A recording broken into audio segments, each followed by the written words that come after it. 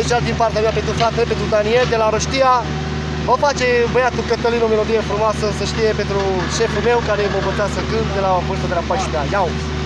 Face și eu cânt așa frumos, dar rece.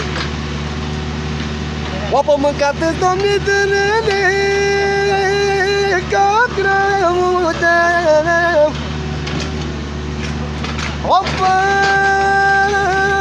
să-le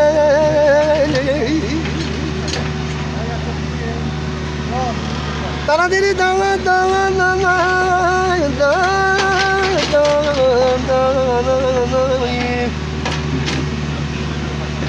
apă grădine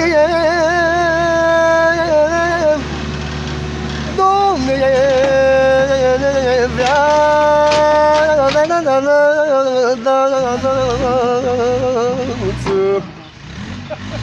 da pe grădine Doamne viață da de că cu greu mai fac față, că cu greu mai fac față.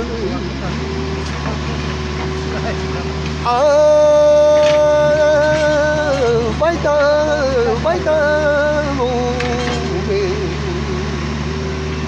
ce face mama aia, ia-o.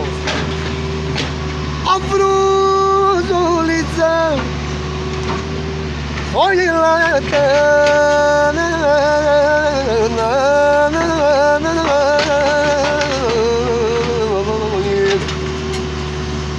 de la familie la multitudine lasă lumea am să vorbească apă de la lasă lumea să vorbească